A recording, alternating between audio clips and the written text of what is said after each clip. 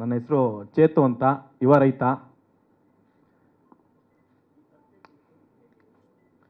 Sir, subject ಅಂತ ಉಟ್ಕೊಂಡಿದ್ದು ಇದೇ ಒಂದೂವರೆ ವರ್ಷದ ಹಿಂದೆ ಒಬ್ಬರು ಡೈರೆಕ್ಟ್ರು ಬರ್ತಾರೆ ಸರ್, ಒಂದು ಒಳ್ಳೆ ಕತೆ ಮಾಡಿದ್ದೀನಿ, ದುಡ್ಡು ಹಾಕು ಮಾಡು ಅಂತ. ನಾವು ಹಳ್ಳಿ ಜನ, ಮುಗಿದ್ರು, ಗೊತ್ತಾಗಲ್ಲ, ಅದು ಮಂಡ್ಯ ಜನ ನಾವು, ನಮಗೇನು ಗೊತ್ತಾಗಲಿಲ್ಲ. ಸರಿ ಆಯಿತು ಅಂದ್ಬಿಟ್ಟು ಒಂದಷ್ಟು ಹಾಕ್ದೆ, ಎಲ್ಲ ಆಯಿತು. ಕೊನೆಗೆ ಡೈರೆಕ್ಟ್ರ್ ಎಲ್ಲಿ ಅಂತ ಹುಡುಕ್ತಾ ಇದ್ದೀನಿ, ನಾನು ಒಬ್ಬನೇ ಇರೋದು, ಡೈರೆಕ್ಟ್ರೇ ಇಲ್ಲ.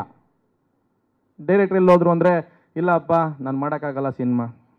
ಸರಿ ಆಯಿತು, ನಮಗೆ ಸಿನಿಮಾ ಇಂಡಸ್ಟ್ರಿ ಸೆಟ್ ಆಗಲ್ವೇನೋ, ನಾವು ರೈತರಾಗೆ ಉಳ್ಕೊಬಿಡೋಣ ಅಂತ ಊರ ಕಡೆ ಹೋಗೋಣ ಅಂತ ಹೋಗ್ತೀನಿ. ಒಂದು ಫೋನ್ ಕಾಲ್ ಬರುತ್ತೆ, ಅವ್ನಿಗೆ ಯಾರು ನನ್ನ ನಂಬರ್ ಕೊಟ್ಟರು ಅಂತ ಗೊತ್ತಿಲ್ಲ.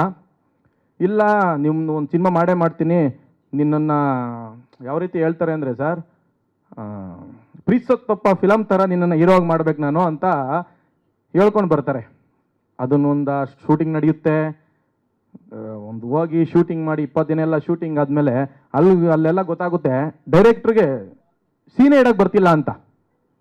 ತುಂಬ ಹಂಗೆ ಒಂದು 10 ಜನ ಡೈರೆಕ್ಟ್ರು ಮೋಸ ಮಾಡಿದ್ಮೇಲೆ 11ನೇ ಸಿನಿಮಾ ನಾನೇ ಬರೀಬೇಕು ಅಂದ್ಬಿಟ್ಟು ಮಂತ್ರಾಲಯ ರಾಘವೇಂದ್ರ ಸ್ವಾಮಿ ದೇವಸ್ಥಾನದಿಂದ ಆಚೆ ಕೈ ಮುಗಿದು ಆಚೆ ಬರ್ತೀನಿ. ಅದೇನೋ ಗೊತ್ತಿಲ್ಲ ಸರ್, 20 ನಿಮಿಷದಲ್ಲಿ ಒಂದು ಕತೆ ಮಾಡಿದೆ. ಆ 20 ನಿಮಿಷ ಜರ್ನಿಲಿ ಬರಬೇಕಾದ್ರೆ ರೈಟ್ ತಿರುಗಿ ನೋಡ್ತೀನಿ, ಒಂದು ದೇವಸ್ಥಾನ ಸಿಗುತ್ತೆ, ಅದೇ ದೇವಿ ಅಂತ ಒಂದು ಹೆಣ್ಣು ದೇವರು. ಅಲ್ಲಿ ತಗೊಂಡೆ ಟೈಟ್ಲು ಅಂತ. ಅದು ನನಗೆ ಗೊತ್ತಿಲ್ಲ, ಮಧು ಬಂಗಾರಪ್ಪ ಸಾರು ಮಾಡಿ ನಿಂತಿದೆಯಂತೆ ಸಿನಿಮಾ, ಅದು ನನಗೆ ಗೊತ್ತಿಲ್ಲ. ಚೇಂಬರ್ಗೆ ಹೋದ್ಮೇಲೆ ಗೊತ್ತಾಗಿದ್ದು ನನಗೆ, ಹಿಂಗೆ ಸಿನಿಮಾ ನಿಂತಿದೆ ಅಂತ. ಹೌದಾ, ನಾನು ತುಂಬ ಓಪ್ ಇಟ್ಕೊಂಡಿದ್ದೆ. ನನಗೆ ಕೊಟ್ಟರು, ಟೈಟ್ಲು ಕೊಟ್ಟರು, ರಿಜಿಸ್ಟ್ರೇಷನ್ ಆಯಿತು, ಹಿಂಗೆ ಬಂದಿದೆ ಸರ್. ಹೌದು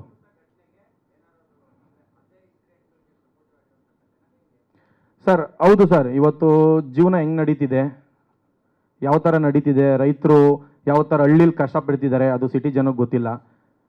ಅದೇ ಥರ ಕಷ್ಟ ಬಿದ್ದು ಅಲ್ಲೊಂದು ವ್ಯವಸಾಯ ಮಾಡೋಕ್ಕೆ ಹೋಗಿ ಲಾಸ್ ಆಗಿ ಹುಡುಗ ಬೆಂಗಳೂರಿಗೆ ಬಂದು ಇಲ್ಲೇನೋ ಒಂದು ಮಾಡ್ತೀನಿ ಅಂತ ಹೋದಾಗ ರೌಡಿಸಮ್ಗೆ ಎಂಟ್ರಿ ಕೊಡ್ತಾನೆ ಸರ್. ಆ ಥರ ಇದೆ.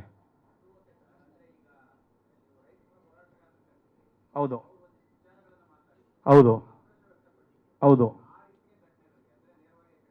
ಓಕೆ. ಇಲ್ಲ ಸರ್, ಆ ಥರ ಏನಿಲ್ಲ.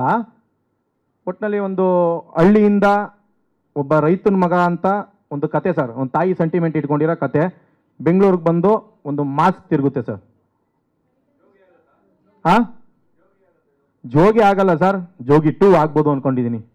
ನೀವೆಲ್ಲ ಆಶೀರ್ವಾದ ಮಾಡಿದ್ರೆ ಸರ್, ನಿಮ್ದು ಆಶೀರ್ವಾದ ನಮ್ಮ ಮೇಲೆ ಇದ್ರೆ.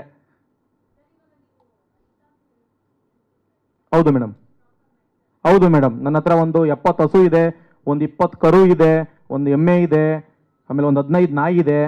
ಈಗ ಕುದುರೆ ತರಬೇಕು ಅಂದ್ಕೊಂಡಿದ್ದೀನಿ. ಅದನ್ನು ಬಿಟ್ಟರೆ ರೈತರಿಗೆ ಏನೇನು ಬೇಕು, ಟ್ರಾಕ್ಟ್ರು, JCB, ಟಿಪ್ಪರು ಎಲ್ಲ ಇದೆ. ಒಂದಷ್ಟಕ್ಕೆ ವ್ಯವಸಾಯ ಮಾಡಿದ್ದೀನಿ, ಕಬ್ಬು ಹಾಕಿದ್ದೀನಿ, ಮತ್ತು ಕೋಸು ಹಾಕಿದ್ದೀನಿ, ಬೀನೀಸ್ ಹಾಕಿದ್ದೀನಿ, ಟೊಮೊಟೊ ಹಾಕಿದ್ದೀನಿ, ಎಲ್ಲ ನಡೀತಿದೆ ಮೇಡಮ್. ಹೌದು ಸರ್.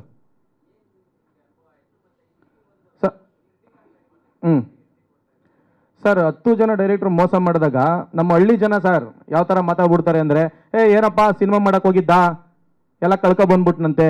ದೇವರಣ್ಣ ಏನು ಕಳ್ಕೊಂಡಿಲ್ಲ ಸರ್, ಕಳಿಸಿದ್ರು ಸ್ವಲ್ಪ.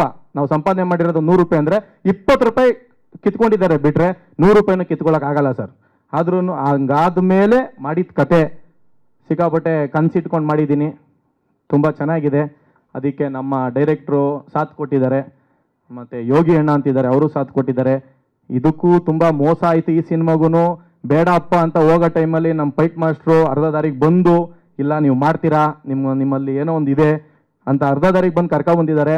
ಅದು ಬಂದಮೇಲೆ ಇನ್ನು ನಮ್ಮ ಆಸ್ತಿ ಅಣ್ಣನ ಬಗ್ಗೆ ಮಾತಾಡೋಂಗೆ ಇಲ್ಲ. ಅವ್ರದ್ದು ನನಗೆ ಅದು ಯಾವ ಜನ್ಮದಲ್ಲಿ ಅಣ್ಣ ಆಗಿದ್ರೋ ಗೊತ್ತಿಲ್ಲ.